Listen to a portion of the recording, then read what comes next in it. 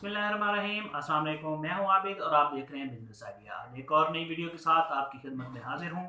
उम्मीद करता हूं कि आज की वीडियो आपको पसंद आएगी। जी हाँ दोस्तों, जिस तरह आपने थंबनेल पे देखा है कि बगैर पैसों के कौन सा कारोबार करें हदीस की रोशनी में।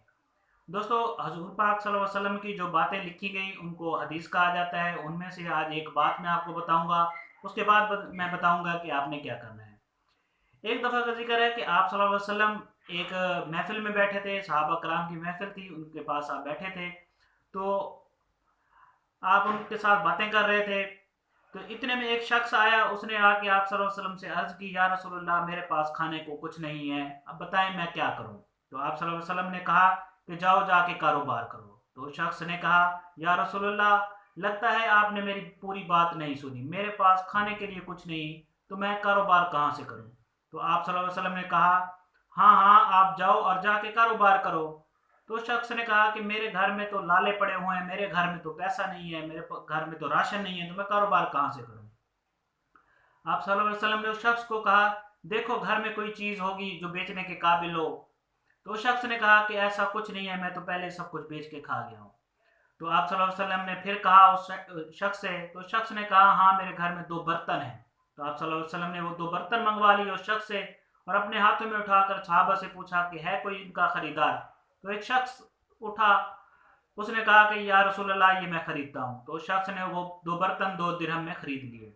आप सल्लल्लाहु अलैहि वसल्लम ने वो 2 दिरहम उस शख्स को दिए और कहा, जाओ बाजार से एक कुल्हाड़ा खरीद के लाओ। तो वो शख्स चला गया बाजार और बाजार से वापसी पर वो एक कुल्हाड़ा लेकर आया और वो आके आप सल्लल्लाहु अलैहि वसल्लम को वो कुल्हाड़ा दे दिया। तो आप सल्लल्लाहु अलैहि वसल्लम ने अपने हाथों से उसमें दस्ता डाला और उस शख्स को कहा कि जाओ ये जो कुल्हाड़ा है इसे लकड़ियां जंगल से काट के लाओ। वो शख्स गया, कुछ देर के बाद लकड़ियां काट के आपकी खिदमत में हाजिर हो गया। तो आप सल्लल्लाहु अलैहि वसल्लम ने कहा कि जाओ इन लकड़ियों को आप बाजार में बेच के लाओ। तो वो शख्स गया और जाकर वो लकड़ियां बेच कर आया और वो कुछ रकम लेकर आया, 2 दिरहम या 4 दिरहम उस वक्त के हिसाब से। जब वो आया तो आप सल्लल्लाहु अलैहि वसल्लम ने कहा कि जाओ इनसे अब तुमने राशन खरीदना है। वो शख्स जाता है और राशन खरीदता है और घर चला जाता है। वो 2-3 दिन के बाद आता है तो वो शख्स अब लकड़ियां जंगल से काटता है और बाजार में बेच आता है। 2-3 दिन के बाद जब वो वापस आता है तो आप सल्लल्लाहु अलैहि वसल्लम से वो फरमा कहता है कि या रसूलुल्लाह अब मेरे घर में राशन मौजूद है और अब मेरी इनकम इस कदर हो गई है कि मैं उनमें से बचत भी कर लेता हूँ।